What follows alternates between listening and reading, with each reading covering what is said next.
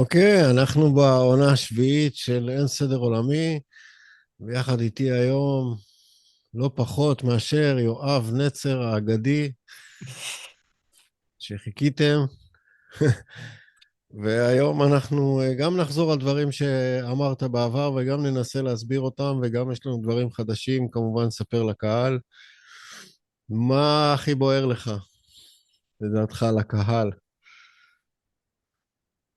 תראה, הקהל הישראלי היום מוצא את עצמו במצב שיש התבררות גדולה. זאת אומרת, לכולם כבר ברור שהשמאל הישן גמור, וזה לא השמאל הכי ישן, זה לא השמאל של מפא"י, זה השמאל של הליקוק, זה השמאל המלוקק, נקרא לו אפילו, מלוקק כלכלית, מלוקק כאילו פטריוטי. זה נגמר. פרק ב' בתולדות התנועה הציונית נגמר. הציונות התנ"כית שהייתה קודם נמשכת, נותנת מכה עם הזנב והפיגומים מתפרקים. החמור מקבל את המכה מהקשיח ומתפרק. עכשיו, כשחמורים בורחים מהאורווה, הסיפור האמיתי מתחיל. You ain't seen nothing yet. זאת אומרת, אתה באמת, הריכוז- אתה באמת מרגיש ש... שכן, שיש פה התפוררות של האליטה המתחזקת את עצמה? חכמים בעיני עצמם, אליטה בעיני עצמם. תראה, הכל בחוץ. אם אתה מסתכל באתר כמו עדנה קרנבל, כן? על כל מעשי הנבל שמתרחשים. אתה רואה מה קורה בארצות הברית. אתה רואה מה קורה באיחוד האירופאי. האימפריות הישנות מתפרקות. תשמע, זה דברים מעודדים מה שאתה אומר, סך הכל. כן, כי יש פה עקומת למידה. תראה, בעבר רוב האנשים היו אנאלפביתים, ולקח דורות גם עד שנכנסה תרבות של להתעניין במה קורה. רק ולמרות ש... היהודים ידעו לקרוא ולכתוב. זה לא מזמן אנאלפביתיות. 200 שנה אחורה רוב העולם אנאלפבית. תראה, מי שהמציא את הכתב, את הדפוס בגרמניה לא היה גרמני בשם גוטנברג, זה היה יהודי בשם יוחנן גנספלייש. יוחנן מוכר בשר אווזים. בתוך המוזיאון גוטנברג במיינדס, אתה רואה על הקיר, יש תבליט, מה שנקרא רליף, כמו של סרגי ברין. ממש יהודי, הבן אדם במעותיו האחרונות ובחובות שהוא לא הצליח להחזיר אף פעם, הדפיס גם תנ"ך עברי.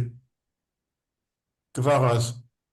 מכונה יפה, צד אחד יש לך תיבת תמסורת, בצד שני כל התמסורות מגלגלות את הניירות, ממש יפה, מלפני 500 שנה. שום גרמני, יהודי לגמרי. העניין הוא גם עד לפני 60 וכמה שנים, הממסד הרומי לא הרשה לאוכלוסייה שלו לקרוא בתנ"ך. ועד היום הם לא קוראים. גם אלה שיודעים עברית, הנה, היה לי יום אחד שיחה עם דוקטור למחול יגאל בן נון, שהוא מרצה הרצאות על תנ"ך, קוראן וברית החדשה, והוא אומר, שהוא אומר לתלמידים שלו, אל תקראו את התנ"ך. מרצה לענייני תנ"ך, לא קרא תנ"ך. זה יותר מנכון מה שאתה אומר. זה תרבות שלא לקרוא. להתרחק מהמקור. תראה, איך אתה יכול להשיג הקשר ו-contextual analysis, ניתוח הקשרי, עץ מבנה של הקשרים, רשת של הקשרים, use cases שעוברים דרכו. וכמו מערכת הפעלה. זאת אומרת תראה, דאטה אמיתית מספקת לך מערכת הפעלה, על בסיס של דברים, על אמת, על בעלות, על נכסים, ולא בא לי, נדמה לי, וזכויות וכל הקשקושים האלה. קשקושים שהופכים טמבל לנשק ביולוגי. אז ברור שצריך לקרוא. ומי שקורא, הוא קורא גם בשביל אלה שלא קוראים. כי אחרת הכל יאבד. אז אתה מגיע למצב ש... תראה, אני אגיד לך, אני כבר הרבה שנים, בערך מ-2008 אני לא מחזיק טלוויזיה, אפילו מ-2004, רוב הזמן מ-2001 לא, גם קודם. זה לא מעניין, תראה, השטויות שהולכות שם. אותך ואנשים שכמוך, לא רק שזה לא מעניין, זה אפילו מרגיז. כי כשאתה שומע חדשות ואתה רואה עד כמה הם רחוקים, עד כמה שטחי ההסבר שלהם לסיטואציה שקרתה, אתה לא יכול להתחבר על זה אפילו לא במעט. אני יכול להגיד לך שאני משוחח עם אנשים פה ושם, ברגע שהשיחה קצת מתפתחת ואני יודע שמי שעומד מולי לא בקיא בחומר, אז גם אני נאלץ לרדת ולדבר קצת שטחי, כי אז מה אני אעשה? אני לא אדבר עם אנשים. יש לנו בעיה קודם כל ברור לנו שהתקשורת, תפקיד מספר אחד שלה זה להוליך את דעת הקהל. למרות שבתפיסה הכללית התקשורת היא איזשהו גוף חושפני, אנחנו יודעים את האמת. זה עוד שיטה להנחות את דעת הקהל, וברגע שהשיטה הזאת היא בידיים הלא נכונות, כמו שהיא עכשיו, אז היא יוצרת את הקרעים האלה, את הפילוגים האלה, את ההסתות האלה, את הקשקושים האלה, וכמובן, כדי להצדיק את הפרדיגמות שלהם, הם משתמשים בנתונים לא אמיתיים. הם מנצלים את זה שרוב הציבור הוא לא בקיא בפרטים. אני לא חושב שהוא מטומטם, אבל אתה לא יכול לצפה מנהג מונית שיבין ברפואה, כמו שאתה לא יכול לצפות מרופא להבין במכניקה. הם מנצלים את המצב הכללי של הציבור כדי לזרוע חול. ואנשים כמוך וכמוני, שאנחנו רואים את זה, אנחנו רואים איך אתם משקרים להם בפרצוף. איך אתם מדברים את השטויות האלה ברצף קצף, כאילו. זה יכול לשגע בן אדם. יכול שאיך אומרים, מרוב חוכמה רב מכאוב, איך אמר קהלת את זה? אמרו דבר יותר יפה, במושב ליצים לא תשב. אני בדיוק היום סגרתי את הדלת למישהו שרצה שאני ארים איתו פרויקט, כי כל פעם אנחנו היינו יושבים, הייתי מתכנן לו את הפרויקט, הוא היה מאוד מאוד מרוצה, אחרי זה הוא היה יושב ופוגש את החבר האידיוט שלו, והוא היה חוזר אליי ואומר לי עד כמה הוא לא מרוצה ממה שעשיתי. אז פעם, פעמיים, שלוש, בסוף אמרתי לו, אתה והחבר שלך, סעו, תמשיכו שם ביחד, אני אסדר לכם רב שיחתן אתכם, אותי תעזבו. ואז כמובן הגיעו הצעקות, לא, מה פתאום, אתה לא מבין מה התכוונתי, אבל כן, אבל לא, אבל לא. סגרתי, מחקתי, ביטלתי. כן, אתה הולך עם ליצים, כל מה שמעניין אותם זה ביצים. אנחנו בעולם אני לא חושב שכל העולם יהיה חכם מחר. אני חושב שהמלחמה היא בין חכמים.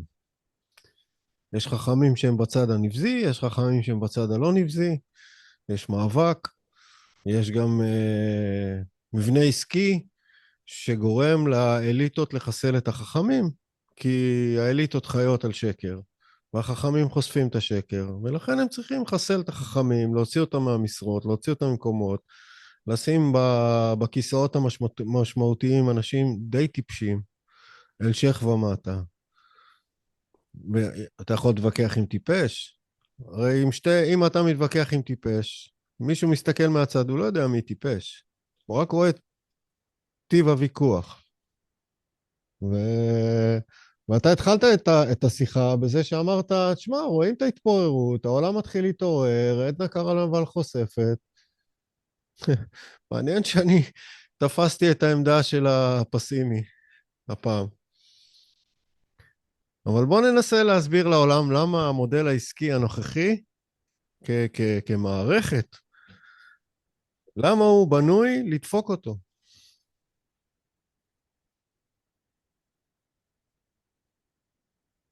תראה, השיטה הנוכרית זו שיטה שהיא כמו עץ מבנה, שיש לו שורש למעלה שאתה לא יכול לעבור אותו, כי יורידו לך את הראש. זה כמו קיסר רומי, זה כמו אפיפיור, זה הכל אותו דבר. והעץ הזה יכול לגדול רק למטה, לתוך השירותים. טוילט סטרי. נגד זה קם המרד הגדול, לשמר את הרשת, שעבדה כמו אינטרנט עוד לפני שרומא קמה בכלל, לפני שהיא הייתה אפילו רפובליקה, לפני שהיא הסתערה ולפני שהיא סייבה. זאת אומרת, זה מין מנגנון שעושה אלף סרווינג, שאולי מתאים לנהל חווה באי השדים, אבל הוא לא מתאים לעולם. הוא עושה לוקל אופטימיזציות יותר מדי. הוא מכיר רק את עצמו, הוא גאוותן, הוא שחצן, הוא ריק, ולכן הוא מוריד את עצמו ביגון שאולה. אני גם חושב כמוך שהם בדרך למטה. ביג טיים. ביג טיים. אני פשוט לא חושב שאני עוד לא רואה את הקרע, אני רואה את הפוטנציאל של הקרע. אבל אני לא רואה אותם מתפוררים. אני רואה איך שכל מה שאתה מקנה כשמאל מתרסק, איך הוא לאט לאט ישתחל לתוך הימין, ראה שהימין מנצח, לאט לאט הם נכנסו לתוך הימין, אני רואה איך הם מפוזרים בימין, בתקשורת הימנית, ואומרים כן, אוקיי, בוא נלך עם המנצחים. אני רואה בימין את הנחשים שם מתרווחים בכיסאות שלהם, לא בטוח שהקרב הוא כזה בין ימין לשמאל. כי אין ימין בישראל, את הימין רצחו. כמו יש לי תמיד, רשימה של איזה 30 אנשים. כמו תמיד. שהשב"כ רצח את הש"ב, והש"ב הרג את הש"י, והש"י הרג את ה... זה מעניין שכשהם עולים לשלטון בזה שהם מחסלים את הקודמים להם, הם לא מדמיינים שמי שמשחק את המשחק הזה יום אחד ישים אותם באותה עמדה.